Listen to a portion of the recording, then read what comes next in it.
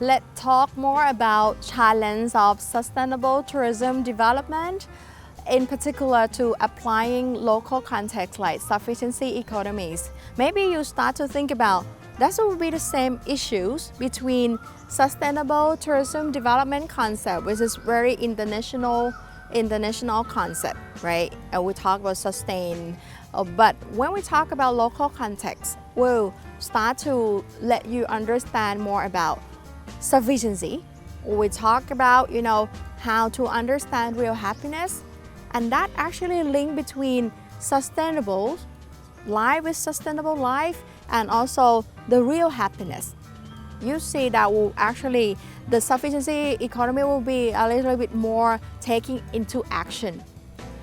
Also, they will have challenge because sustainable concept is long-term concept. The same with the sufficiency economy as well, because they have no shortcut. So that's why the people who apply need to be trained to have very strong mind, to be trained to understand the concept and be patient. I think the main concept is about commitment. That will be the same with the international context. When we talk about sustainable tourism development, we talk more about the strong leader, a strong commitment, and that will be applied to real life situation as well. Okay, so when we talk about challenge, you probably understand that there is no shortcut. That we talk about no shortcut.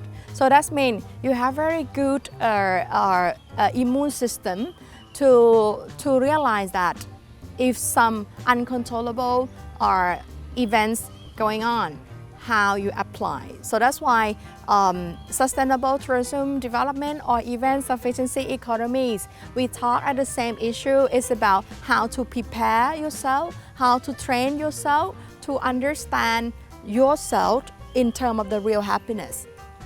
Maybe when we used to have a lot of case study, training our local community. When we come to be the local community, they don't they have no experience about how to deal with the very massive money that's coming from applying sustainable tourism business, or even we talk about CBT, like community-based tourism.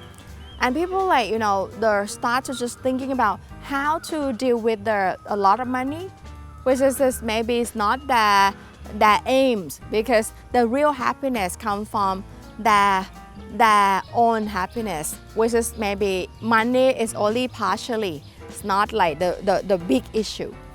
But you need to be strong, because if you never reach before, then you start to realize that you want to have more and more.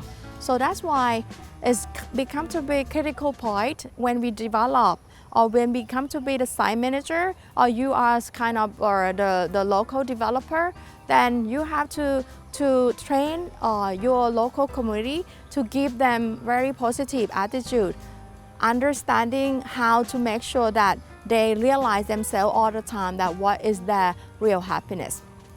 Maybe their real happiness is about they want their children who study in other location, like in the big town, come back to stay with them. So, or maybe they want to have very good local quality life, want to have very good standard of living. They want to have the job security.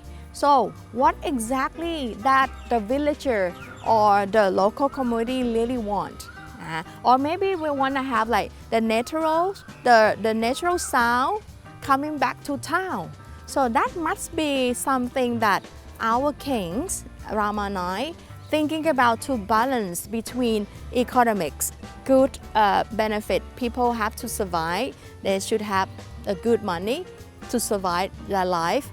Environment, talking about good naturals here, good, make sure that still preserve. The people, new generation, still see the same thing like us, and also the society and social issues. The people feel happy with their local context, proud what they have.